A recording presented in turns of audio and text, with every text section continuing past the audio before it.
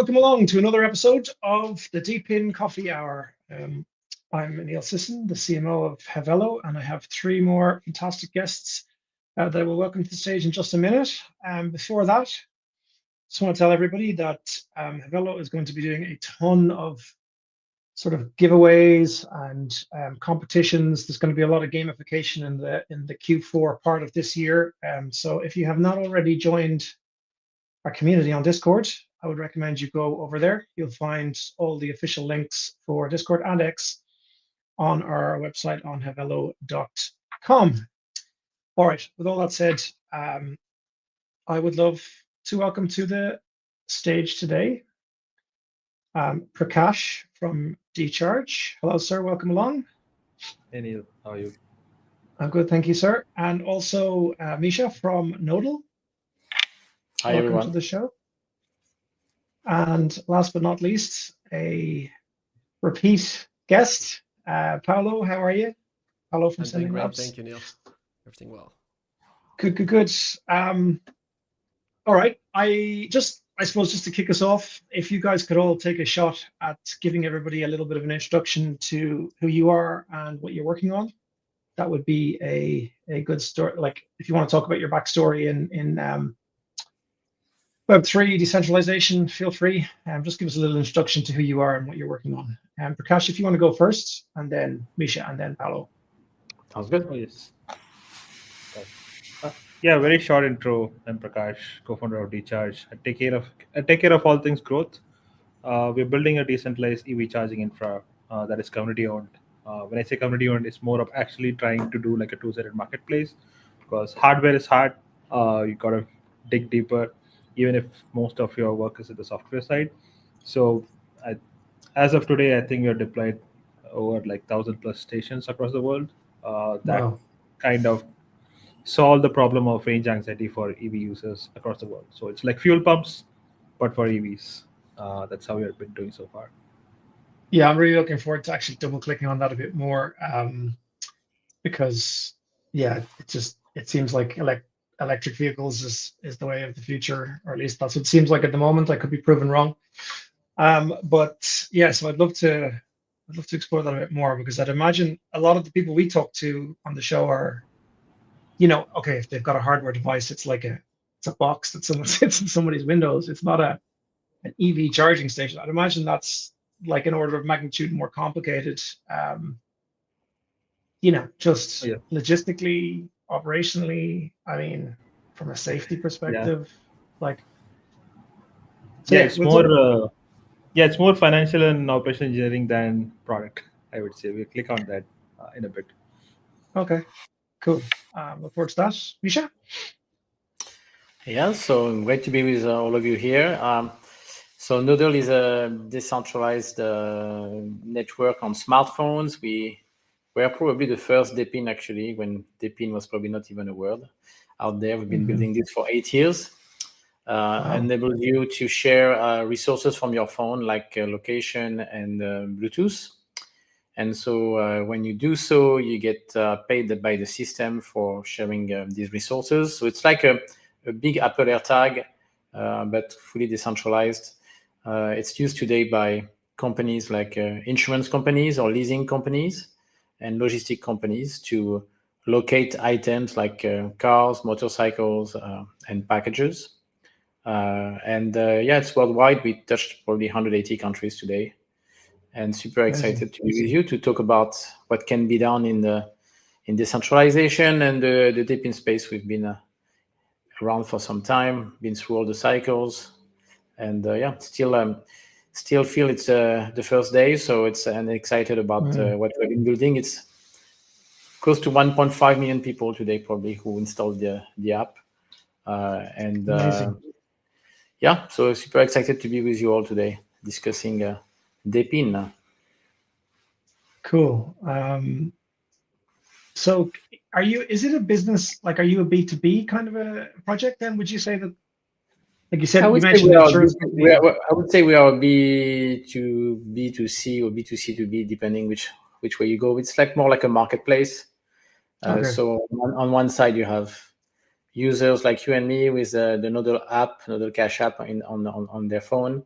and on the other side you have businesses who want to access this network of this Bluetooth network of smartphones to be able to authenticate and locate their devices. And like I mentioned today, it's mainly vehicles like cars or motorcycles.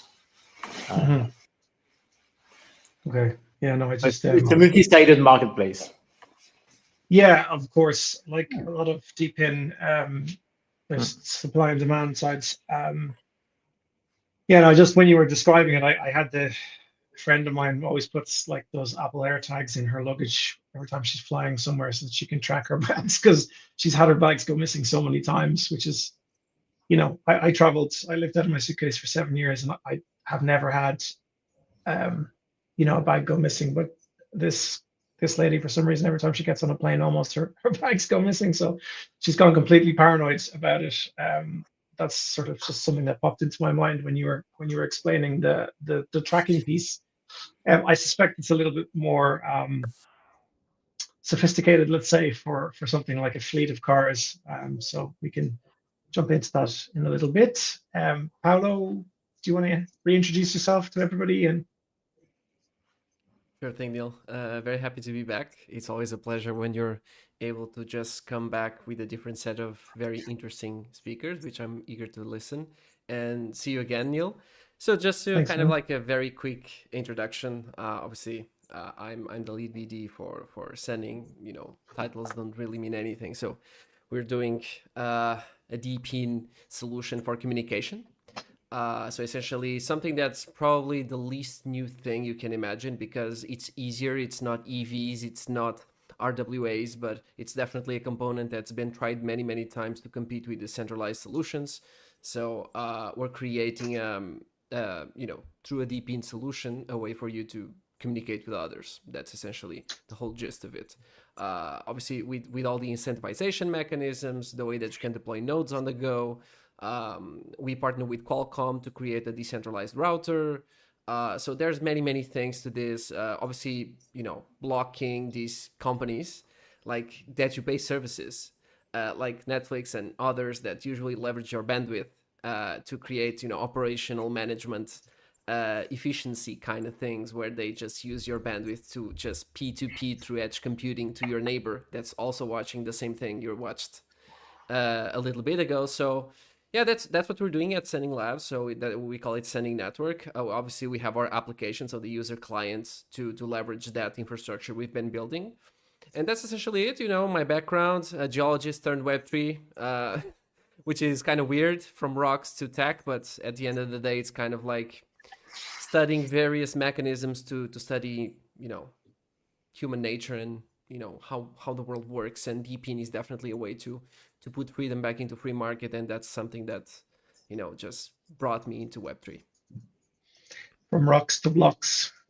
That's a great transition. That can be your tagline.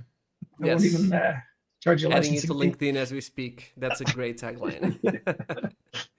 All right, man. Thanks for joining us again. Thank you, Neil. Okay, I'm just going to keep going around. Prakash, can you tell us a little bit more about like how do you get from, I suppose, day one, we have a problem where the world doesn't have enough EV charging stations, but there's a huge demand for EVs. How do you get from there to let's build a decentralized version of that? And I guess just a little bit of insight into what that looks like, bearing in mind that with this show we're trying to talk to people who aren't as of yet in Web3 and who maybe through DePIN are going to get into it. So they're getting too technical, basically. Yeah, I think taking a step back, I think Web3 or crypto, however you want to call it. So it's a means to kind of expand magical distribution. That's how you want to look at it. When it comes to DePIN in particular, I think the industry has a very long incubation cycle. It takes people, if you get too technical, the more the retail gets spaced out. So the messaging and story has to be very simple. That's the founder's challenge that we often go through, right? Just even taking like 2 steps back, right? I mean, to me personally, when I joined hands with my co-founder on solving this particular problem statement, so I was actually kind of I would say, miffed with the space, mainly because I was leading a tech team in the Web3 social media space before, and it's like Meta keeps changing every 2 months. Before you can know it, I actually wanted to solve a problem that doesn't change in 5 years. Like, what is it that actually, well, for the lack of a better word, up only in terms of demand, not of course everyone wants up only in terms of different financial metrics, but what is the story that stays the same even after 5 years? So that felt right at the time, like when we started hacking on in the Asian space before, right? Here 70% of the EVs on the road are commercial vehicles. We want to solve that problem first, rather than trying to build the protocol first. That is something we're very conscious about. So when we built the prototype, and obviously when we're looking for customers at that time, you're competing with giants in the space, who are already even offering free chargers for a lot of shops. How do you compete with that? That's when you kind of come up with business models. Like, say, you know what, we were not making any revenue at the start, and we said, you know what, just tell us where to deploy. We want utility. Forget all the platform and user layer, whatever. We just want the charger to help EV stations charge and go. That's it. When we're struggling on that, I think the moment we went to business and say, you know what, just tell us where to deploy. We'll give you 5% rev share. We continued this on and off, and I think even like $50 for an average shop, that was huge for them. And we just kept doing that over and over. And I think this starting off with two-wheeler EV chargers, we kind of kept growing. Then we got seed funded. When you also participated in the Colosseum Hackathon, we were the only team from Asia that got in the Colosseum Hackathon. We're also presenting as one of the top 10 startups with Token Fortnite, mainly because we just kept going at the problem statement. We're very obsessed with that. And I think that's what brought us till now. We always know that the B2C traction is bound to come later, because we have seen what the DePIN project currently look at. Like, we always deal with that later, but we want to be very sure the demand layer of story was very unique, because you're dealing with two set of customers, right? Is it going to be useful for someone on the streets? Even when we're going to the Silicon Valley and even speaking about the idea of this product to Tesla owners, then they will say, okay, is this like Airbnb for EV charging? That's actually motivated a product to be even clearer, because you host a charger and you make money off it. Doesn't matter if it has a token today or not. Is it solving a problem for someone today? So that was how we brought the messaging down to, no matter how complex we are internally, whether how we are managing in terms of operations, finance, all of it. So I think at the end of the day, it doesn't make a difference to the average EV user on the street. So that's what kind of mattered to where we are today. Yeah, I mean, I think that's probably true for a lot of things. It's like, this is a common theme that comes up week after week of this show, is that, like, people, I think we've reached the point of maturity where most understand that, nobody cares about the crypto side of things, really, or, well, very few people, a very small percentage of the overall amount of people that are going to interact with it.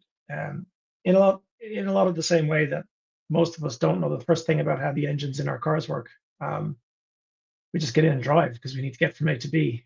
So I think more and more it seems like, and I think DePIN is probably right on the edge of that,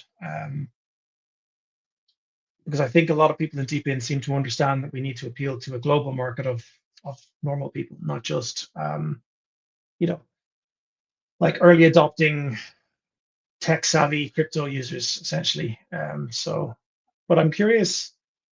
So you guys, like, just in terms of the business model, you're putting in chargers places, then there's presumably an arbitrage between the rate at which you're able to get secure electricity coming into the charger and what you sell it at, inverted commas. How does DePIN make that better, I suppose, is the question that I'm trying to figure out. Yeah, the simplest answer to that is it's a two-sided marketplace. So the cost of the charger is what we subsidize to the community, right?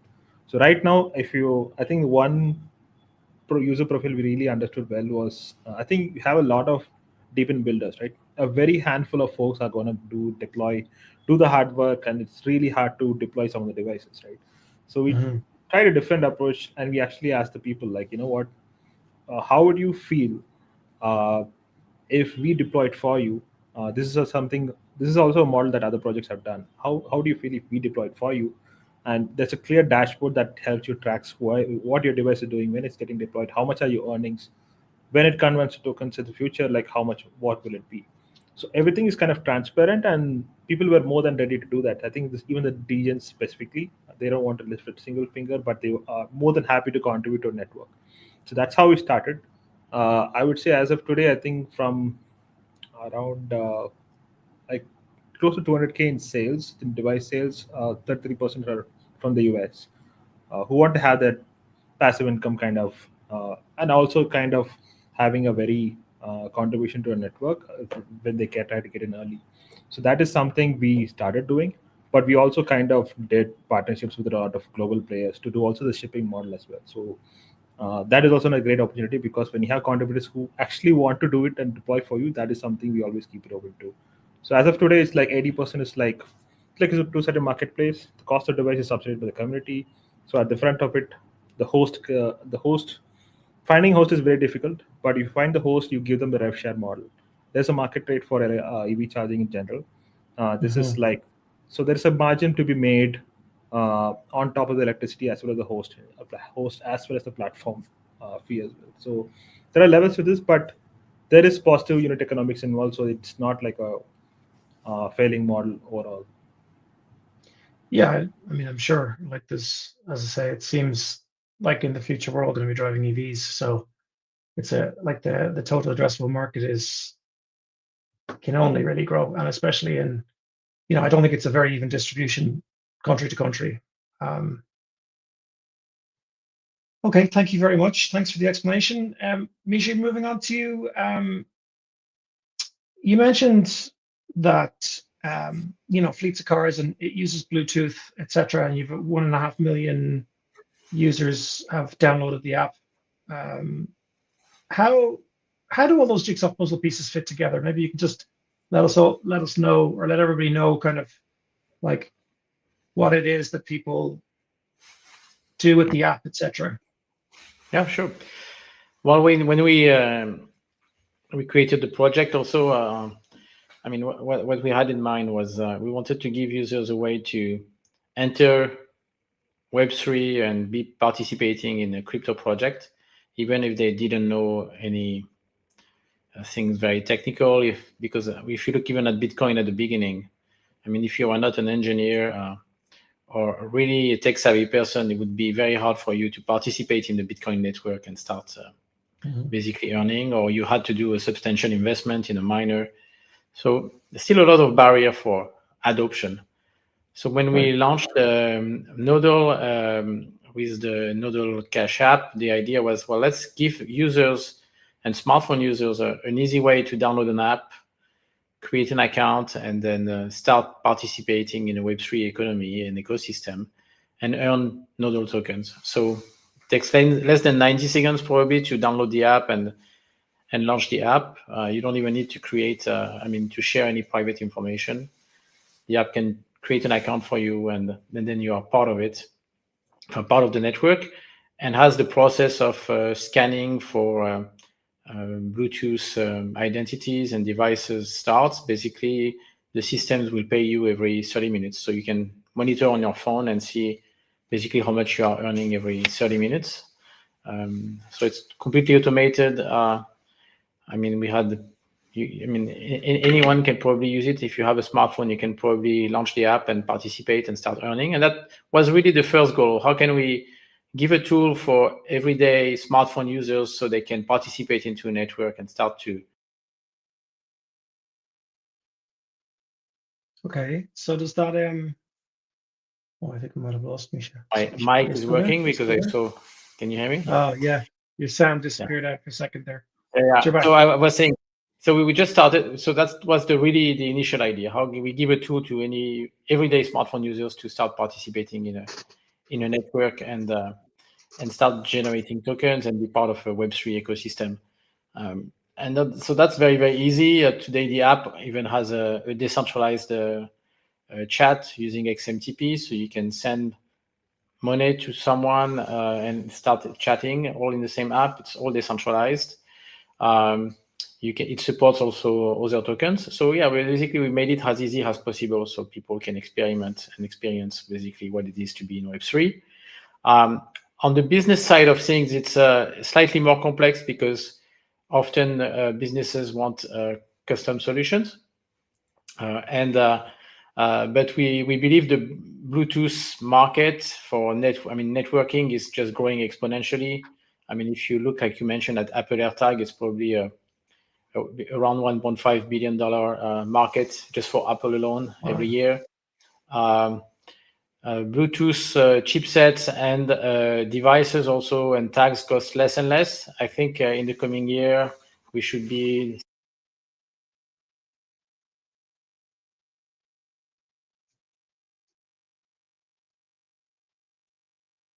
so probably even below 50 cents for industrial applications. You start to see manufacturers who even build Bluetooth tags that can harvest energy through light and wireless signals. So I think the market is about to explode.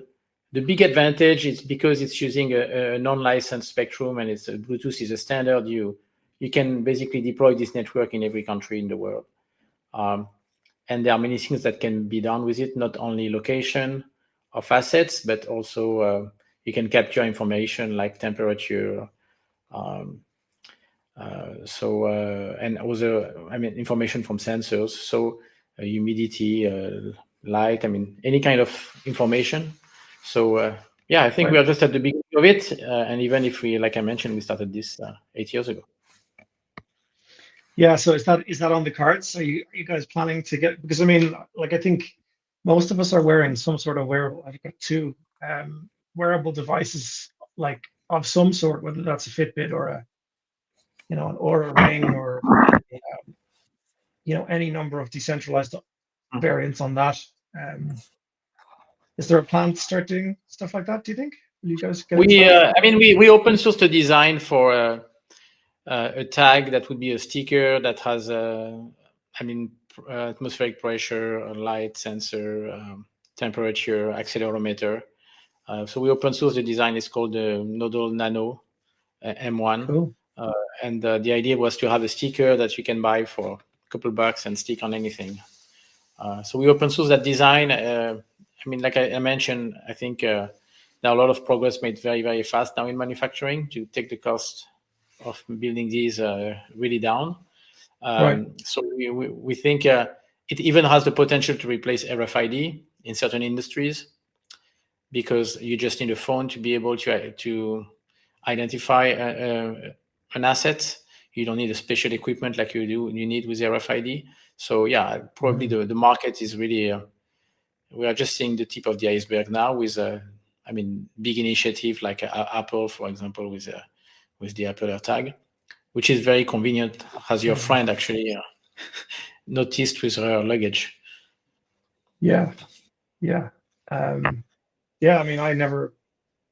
Thankfully I've never had to deal with that, but so you guys must have spent the first part of those 8 years, like, would you say you're hardware designers, like internally in your team? Or? We did do some hardware design. We spent a lot of time exploring all the different models. We also went through many cycles with each of them with their challenges. Like when we started, we bet a lot more on the SDK for app developers to provide additional revenue for app developers more than the consumer to build the network. But that was at the moment of COVID. Just before COVID, sorry. And at that time, you had a lot of the OS providers who were also going after apps for location services. So, right.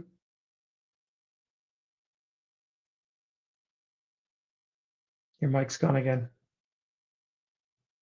It's probably the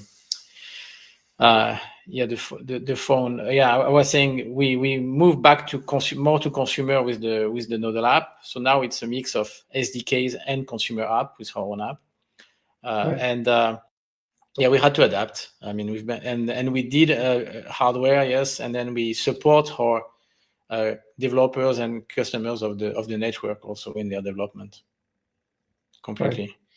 And the goal is what is interesting is to get to a fully permissionless network. It took us all these years. We are only going to publish a contract in the coming months that enable any developer to actually add their identities and pay directly with Nodle to access a global permissionless network.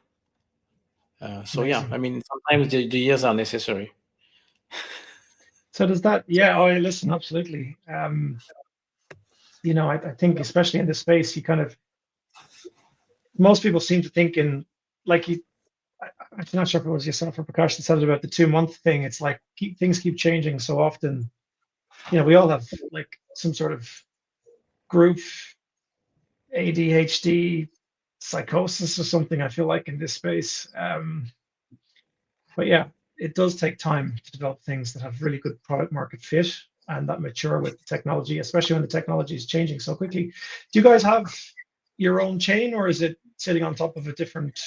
So I think we can actually share our experience and with many people on this. We started on Stellar, then because of the frequency and the volume of transactions, Right. and but after a couple of years, we were doing more than 1.4 million transactions a day, and the foundation asked us to leave the ecosystem because we were taking down the network.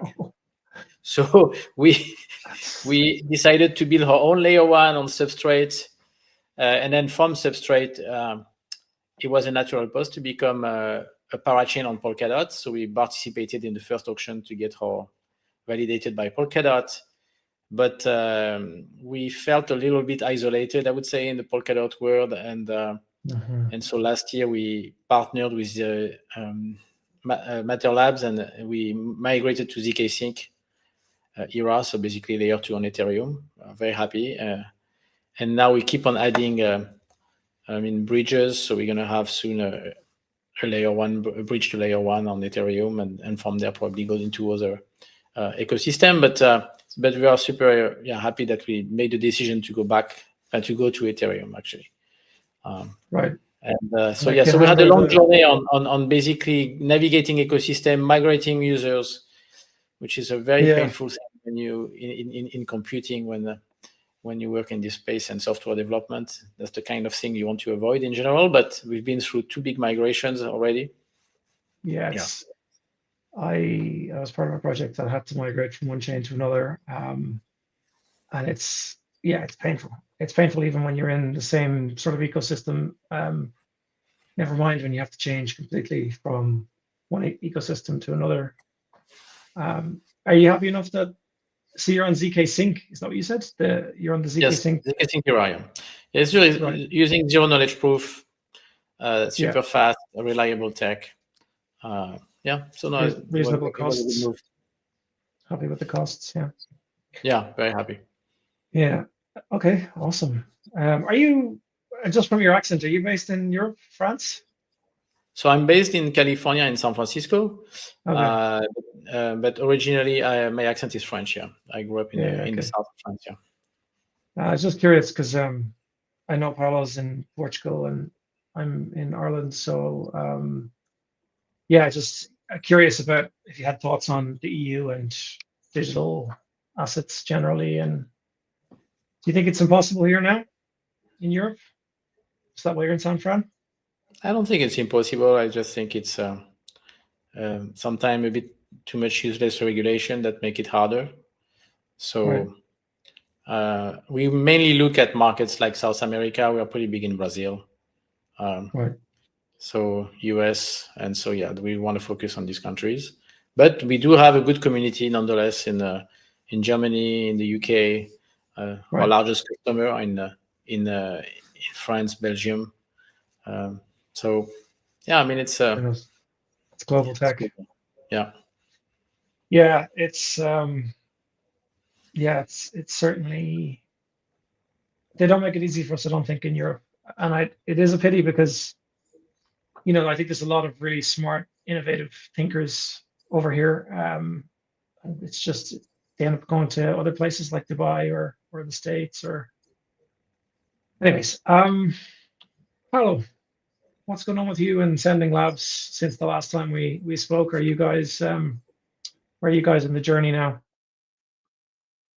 Well, that's the $1 million question right now, because as we had the pleasure to hear from the previous speaker, which, by the way, good that we have our European ambassadors going to other countries that actually prioritize innovation over regulation, which is, we should prioritize innovation first, and then once we know what we're talking about and dealing with, then we regulate it.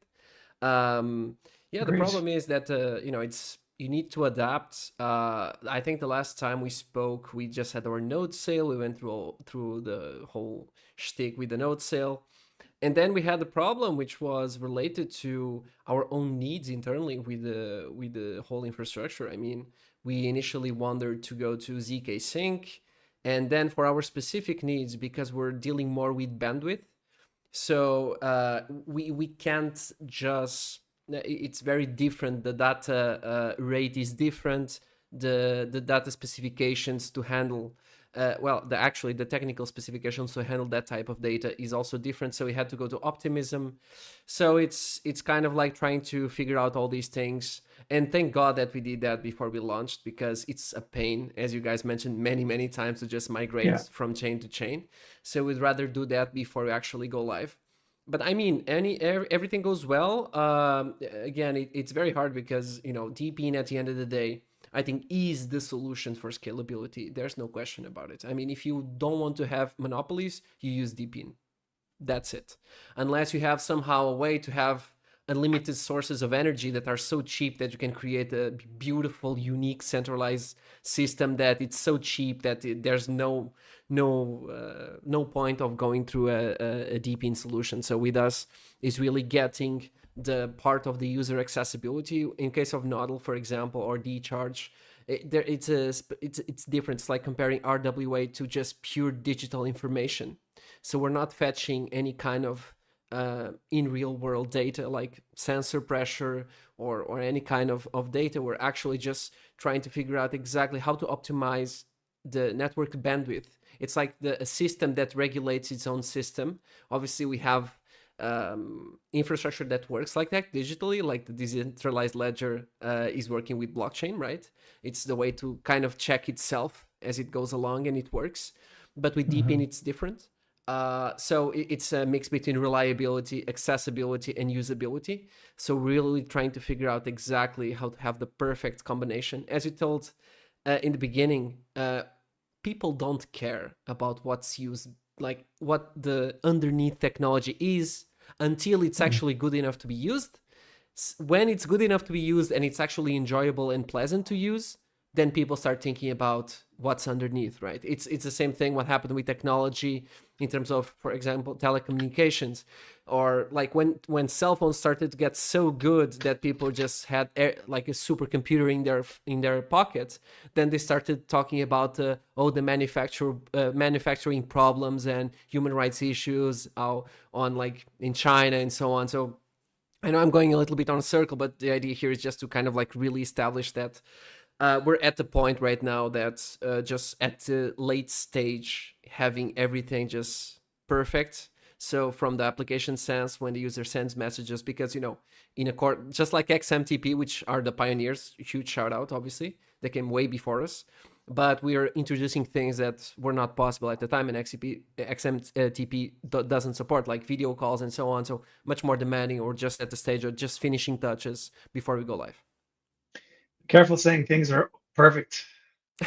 Crypto Perfect calls TLDR and NFA. Paolo makes a good point. I think we need to decentralize all these big centralized services. And now all the infrastructure and the technology is kind of ready for that. And it's in the interest of everyone. And I think DePIN really applies to the ethos of how the internet was created originally. And the same way, basically, it was about enabling anyone to join and grow the network. It's the same with DePIN services. You want to enable anyone to participate, join, and also get paid by the system and for the amount of resources they share, which is a way to distribute also money more efficiently and to more people. So I think it's really a good time. Yeah, great, completely.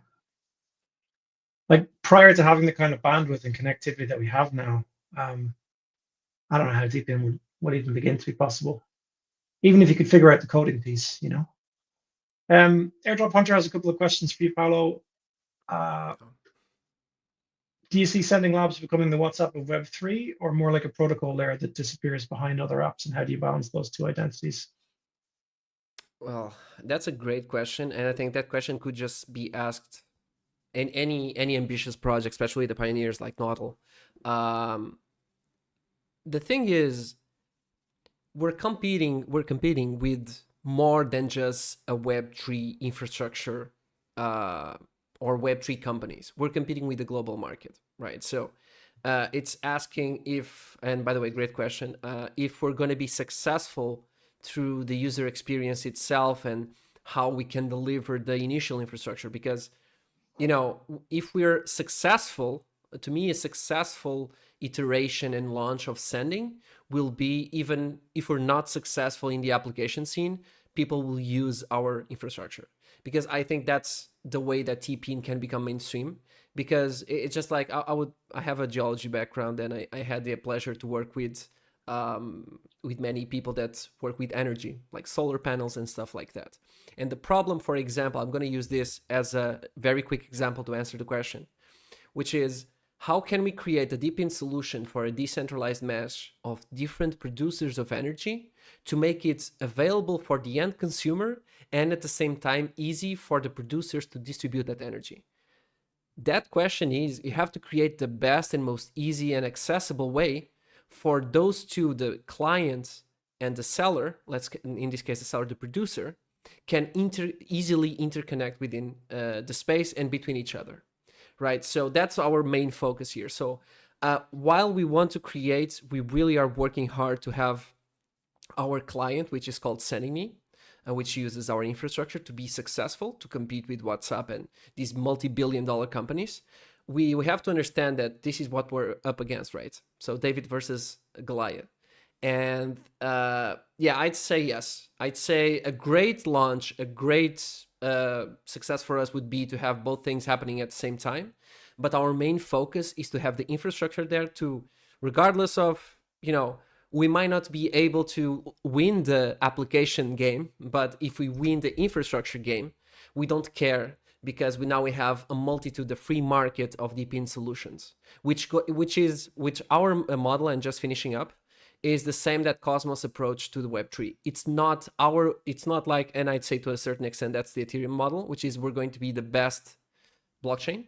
Our is an internet of blockchains. So we want to make sure that we're also able to interconnect with other DePIN meshes or mesh networks and just have it just anyone, just free market. That would be our successful launch and achievement. Okay, so what I'm hearing you say is that,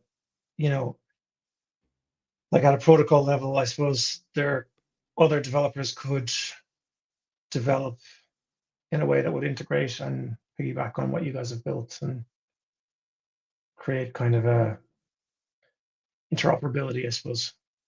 Yes, and just build on top of what we allowed Right. to be public openly, and then just create value out of that. That would be being a layer, a DePIN layer, let's say, I suppose, accessibility / DePIN layer. Cool. Okay, we've got loads of questions from people watching who've tuned in, so I'm going to throw a few of those out, if that's okay with you guys. This one's for you, Prakash. With the current US political regime, their push away from electrified vehicles, do you worry about supply exceeding demand in the next few years, thus driving down rewards for hosts and nodes? That's a great question. So there is a two-sided impact into this. One is the risk, one is the opportunity. The risk that we kind of foresaw was we stopped. I would say it was good that it happened early for us. It was fortunate for us because we stopped relying on long shipping cycles. I think if you look at some of the DePIN projects, right, they ordered the device, 8 months, they don't have a device yet. So we kind of factored that into a cost and said, you know what, let's not do that anymore. Just we have a very good network of EVSE partners across the globe who are willing to white label it to our design. That was the best part. The moment we did that, I think the cost really didn't matter. So we were actually able to partner with at least like 5 to 10 of the best EVSE manufacturers in the US as well as Canada. So that kind of helped us adapt to the two months approach in terms of how we kind of run into a problem and solve it out. The other opportunity we actually had was what this actually had an impact on the solar subsidies first. Their subsidies are dying out before even the EV ones. So what it actually opened up a window is actually the solar companies were partnering with us because they wanted extra revenue ones. They knew the biggest opportunity that we had was actually they were helping us in making more sales in commercial sites, residentials, all of it. So that's actually a great opportunity for us because the EV subsidies are still yet to be fully gone out of the market, but they're actually partnering with us because they want the additional revenue models. So that way we kind of break bread with them, making sure that there is something in it for everyone. That was our adaptation. Of course, macro is always going to affect everyone, but at the end of the day, I think the biggest lesson that's kind of saved us at this stage was obviously like I think it's good. It's very important that what the user needs. They really don't care where the device is from, as long as there's an opportunity for them to make money, and as well as the partners as well. I think that's very important. So in a way, it kind of worked out for us. But yeah, it's not. It won't always be the case when something in the macro happens. But for us, it kind of worked out really well, to be honest. Yeah. Okay, that's lucky because I think the current It's a regime, good to question reuse the because expression. because I remember Luca Nets from Pudgy Penguin say that somebody asked him, "What is your biggest existential threat?" He says it's not the market; it's what Trump would say the next day that might impact the Yeah, business. exactly. So that's something that's for not just for everyone, right? Not just for us. So you will always figure out a way to kind of figure things out. So as long as that's there, I think it's all good. Yeah, it's the uncertainty, I suppose, the chaos that's problematic at a business level for most of us, I think. There's just another question for you while your mic is unmuted, I guess. Charging infrastructure is tightly regulated. How do you plan to scale globally while navigating local energy regulations, permits, and grid integrations? I mean, it does seem like a very challenging landscape. I think it's this. I think the better way to put it is like how understanding cultural integration is very important. If you look at Asia, the labor cost is low, but in OPEX cost is high. Right. If you look at US and Europe, it's the other way around. OPEX is low, but it's like an installer market. Most of it is around permits and integrations. Yes, I think that's absolutely right. So that is obviously on the host side. In some cases, most cases, the charger is less cheaper than the installation, right? So the way we go about is like GTM is centered around where the demand is, where the revenue outweighs the actual cost the host kind of puts into the network. That is one. The other GTM is what we do is we go where I think if you see some of the new houses that are built in the US and as well as Europe, as long as they own the land, I think it's very easy to work with them. We have seen people order from Italy where we didn't even have a GTM, but they said, "I want to host. I don't want to delegate to a network. I want to host and be a part of the network." And he has done this for other DePIN projects. So we made sure that it reaches us out. Everything is sorted. We figured this out in like 2-3 weeks, and we didn't have an answer before that. So in this case, it was a matter of figuring things out, not being afraid of, oh, what do I need for permits? What if the host kind of objects all of it? So it's one way. It's kind of if you find willing communities, and I think everything kind of falls into the place. But it's definitely important to not make assumptions when you explore different markets. Uh, for example, we were in Singapore this week, and Singapore is much more expensive to install. Like the rents are like very expensive. It's a small country, right? So we figure out what is really important to deploy right now, and later on, when there is enough incentives, users will buy and deploy and be part of your network. All right. So is there an opportunity, do you think, at the moment, say if you're in, I don't know if it's a good example, I'm going to use the States because I kind of know about the heat geography of the place, or let's say Spain in Europe or Arizona in the States. Is there an opportunity, would you say, for somebody with like a big plot of land to throw a solar farm onto it, get some batteries or something, and a charging station? Like, is there an opportunity in that? Or is it still a case, whether it's because of like regulation and what's Yeah. legally possible? Or is it still a case where you're better off where you have to plug into the grid and Yeah. first and I think then this one thing good we do. So our business team always makes sure that what do you call it? You do like a personal estimate, right? You don't want to do where the host doesn't have an ROI. Obviously, there is this concept called charging deserts.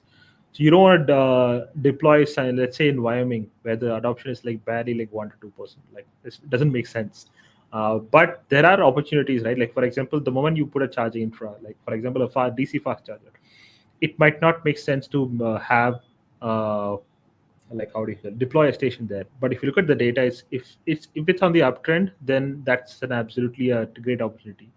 The community has an opportunity to get there first, and I think a lot of counties in the Midwest, even New York, New Jersey, we've always found areas which were very interesting, even though it might sound very expensive or might not make sense.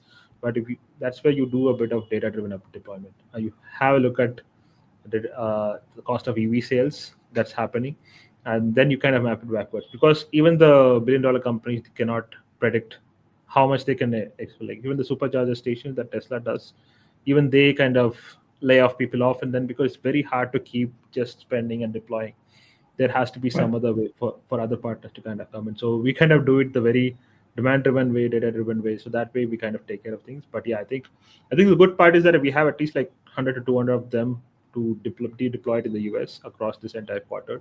That will give us very good data points of what worked, what did not work, and how do we scale the next 1,000 towards the next year.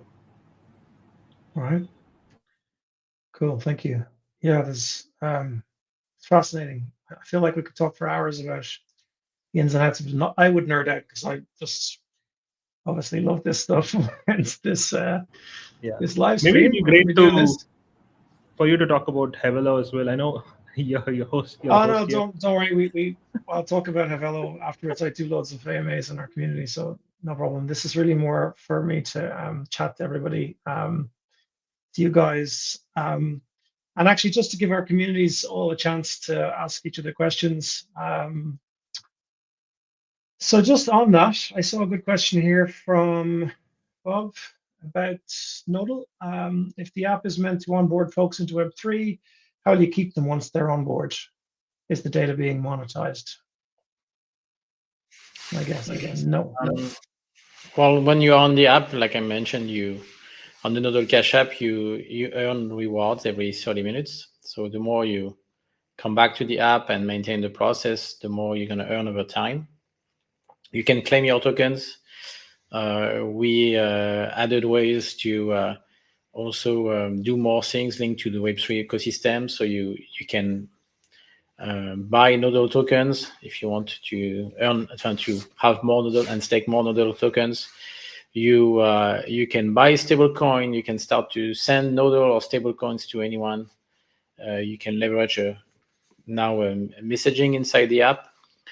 We did some experiments with other partners in DePIN. At some point, we had a solution to route traffic from your phone. We are open to partners with solution also for doing decentralized compute, for example. So we want to offer users more ways to stay on the app and to interact with the application. Currently, the focus has been mainly, since we bought messaging, to experiment with AI agents. So there's one, I think it should be live this week, where you can chat with an AI agent, and if you take photos with another app we have, which is called the Click app, that helps you prove that photos and videos you take are real. You can participate in a live contest with the AI agent, and if the AI agents like your photo, then it can pay you for and reward you for the photos you take, which is pretty cool. We have another AI agent coming also, where we're going to do more things to give people opportunities to do things and earn. So yeah, that's how we try to basically today to keep people inside the app, and we are open actually to new initiatives. Yeah, that's the way we do it. All right, thank you. This question was asked twice, but this is the shorter version, so I'll just ask this. This is kind of for everybody. Are you worried that the future quantum computers could break DePIN security? And is this something that we all should be preparing for? Well, I mean, I can give you a few insight on this. Well, XMTP, when it comes to messaging, claims they are quantum resistant. So something that basically we have been thinking a lot, especially when it comes to messaging and security of communications. I think it's not only DePIN, it's basically any computer software program is going to be exposed once you have, I would say, mainstream quantum tools to break encryption. So I don't think it's particular to DePIN. I think it's something that everyone in the software industry should be prepared for and keep an eye on, and to be able to take the dispositions to become quantum resistant. I do think it's the case. Nonetheless, I see more and more solution providers or architectures or security papers on how to actually prepare for that time.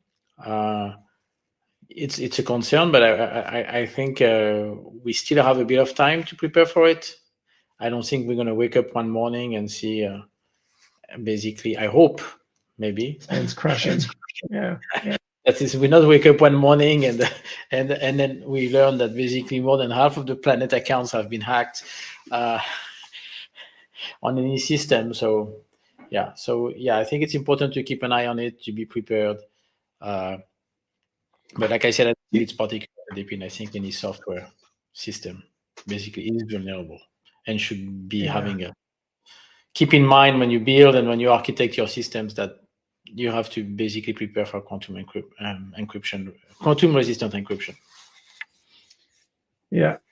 I have a suspicion that Google already have it, a quantum computer, because they had a big project, a well-funded project, I believe, to develop it. So, and a lot of smart people there. I don't know. Complete speculation. But, well, people, I mean, some big orgs have quantum computers.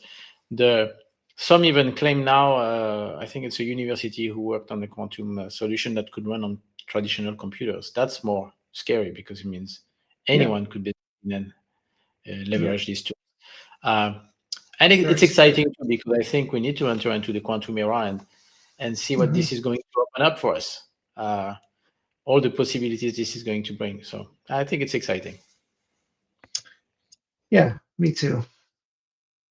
I kind of look at change and technology change as exciting in the same way that like a really scary roller coaster is exciting, you know? Like it's exciting to be on it, but it's also potentially shit your pants scary too. Anyways, just a sort of a slight digression there. All right, shops, we're nearly at the top of the hour. There was some other good questions here, though. There's a few sort of huge questions. I don't know if we want to try and take like, I don't know if this is a big question or not, but if DePIN was a country, what would its constitution look like? I feel like this is probably a rabbit hole that we could go down. Well, maybe we'll just have a quick important things that should be in the DePIN constitution. I mean, I feel like privacy and security, obviously, that we've already talked about a little bit, are definitely key. Decentralization should be key, right? A lot of decentralization, or a lot of DePIN running on centralized services still, I believe. I've heard. Anything else you guys think? Also trustlessness. So create a framework of which everyone can communicate and understand where the baseline is. Just like blockchain solved that issue. Well, not blockchain, but decentralized ledger technology with blockchain solved that issue. Right. I think that would be, I don't know, this can get a little bit ideologically driven in terms of the conversation. But, you know, one very important woman called Ayn Rand, which I'm not going to discuss political leanings, but she was a proponent of egoism and anarchy. And I'd say that's what DePIN allows. It's not the utopian political stuff, but the idea that if you have a framework of which you can have set expectations that have to be fundamental, just like you said, privacy, trustlessness, fairness. And fairness, it's not a subjective term. You can actually define fairness, right? So fairness could be, if I pay network whatever, I get whatever expectation I'm supposed to get from network, for example. Obviously, then there's, but that's a very, very difficult, question to answer. But I'd say that would be the free market driven, a purely free market driven utopia, if we had a country based solely on DePIN, I'd say. I like the idea of the free. I mean, I think freedom is one of the core principles. Anyone needs to be able to participate or not participate if they don't want to join or leave at any time. Make sure that doesn't impact their privacy. And this leads us also to I think DePIN at some point should, when it becomes mature enough, should also be led by votes from the community. So having a DAO is probably important. The good thing is when you are on a smartphone, you can easily also really have this vote happening in a fully decentralized manner and easily from any participant. So yeah, I think these things go together. Right. Yeah.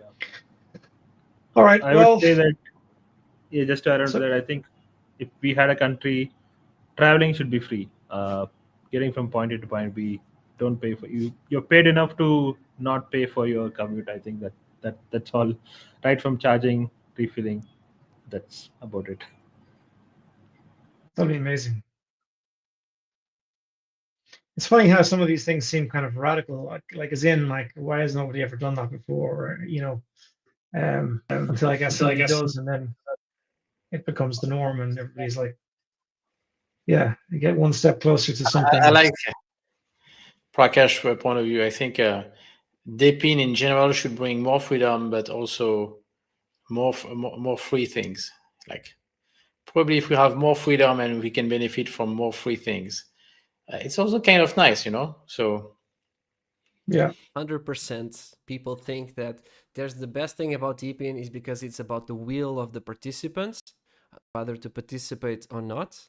Then it becomes about the community. Everyone is a part of the community. Everyone can benefit if everyone comes together, and DePIN allows that. So free things for all, and actually DePIN allows that. Yeah. All right, gents, thank you so much for your time and your thoughts and your wisdom. Do you all want to just quickly tell everybody where they can find out more about your project and follow you on social media? I mean, all of the links will be below this video anyway for everybody's social account, just if you want to have some final thoughts. Prakash, if you want to go first, and then Misha, and then you follow. Yeah, Twitter is... So all the device buyers hang out in Discord and Telegram, but apart from that, we have most of our folks on Twitter. They get to know where we are, and how we run the ambassador programs and all of it. So that's like the one place for all. But yeah, 100%. If anyone's around in Singapore for Token Fortnite, I think we'll be around. We'll be around till the 3rd of October, and after that, we are also there at Mumbai Apex. So both these events, our team will be there. Come find us, say hi if you're there. Okay. Misha?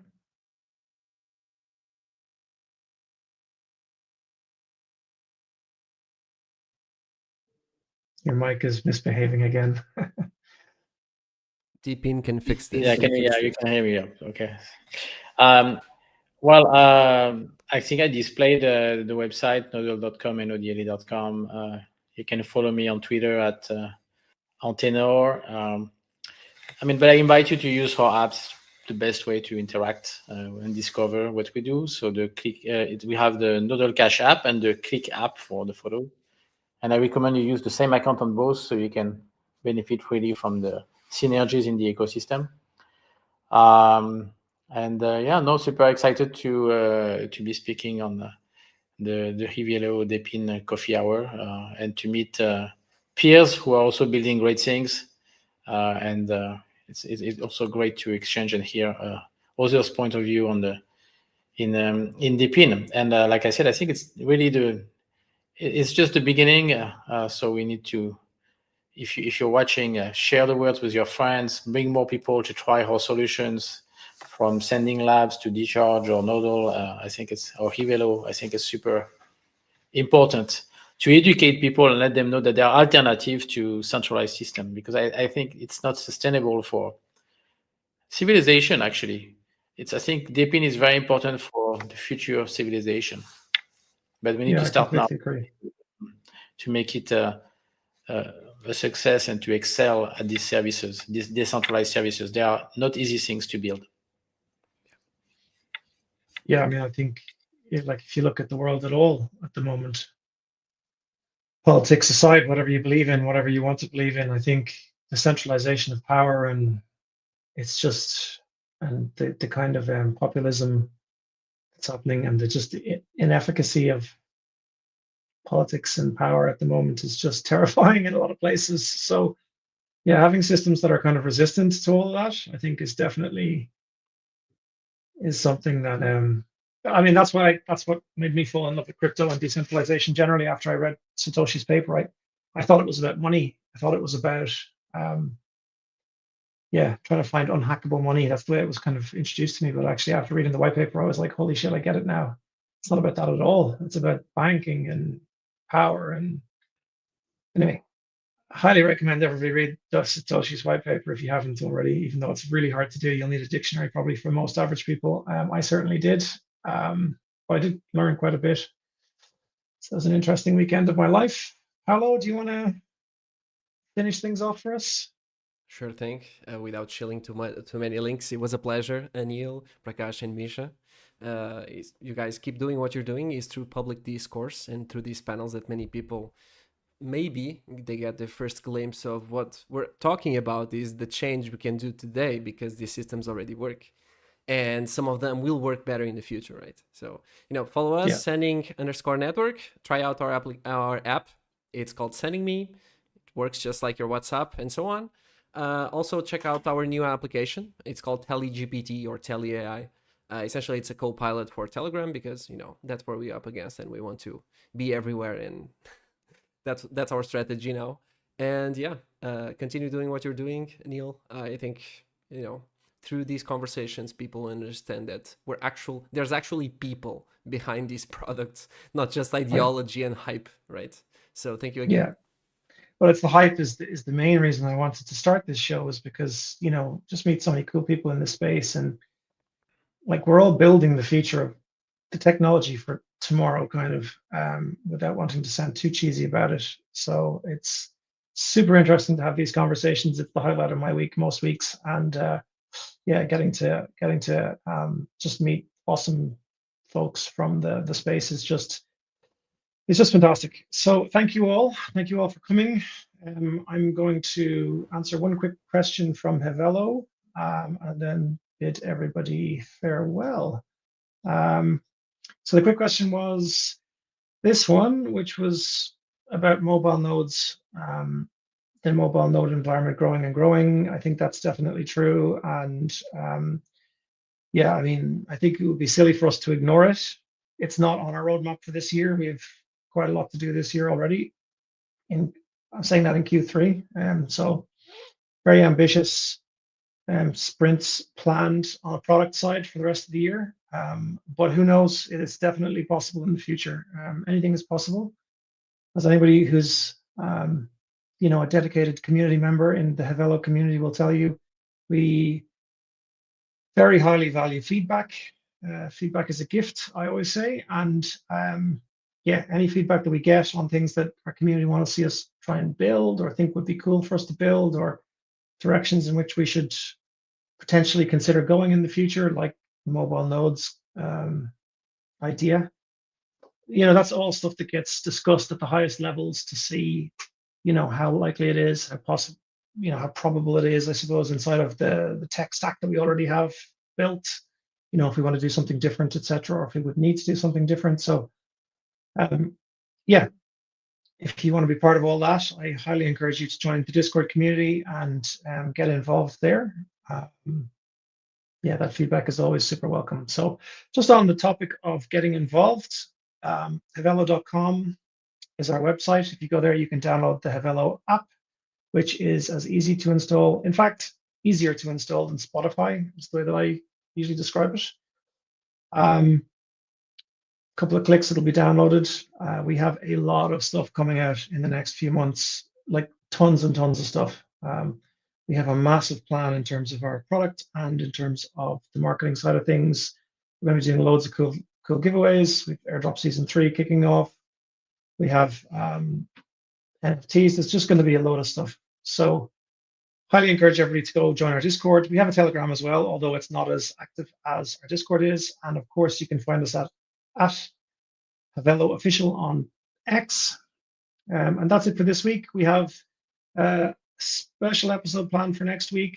We're going to see how that one shakes out. But until then, thank you so much for tuning in once again for another episode of the DePIN Coffee Hour. A huge thank you to all the guests again, and most importantly to all of you who tune in each week and ask us questions. Ask our guests questions and engage with the content. If you haven't already subscribed on YouTube, if that's where you're watching it, by all means, give that subscribe button a smash and give the thumbs up. Thumbs up helps us with our distribution. In case you're unaware, we're also now up on all of your favorite podcast places. So Apple Podcasts, Google Podcasts, Spotify, etc. So you can check us all out there on Spotify. So with all that said, thank you very much. Be kind to each other, and we will see you next week.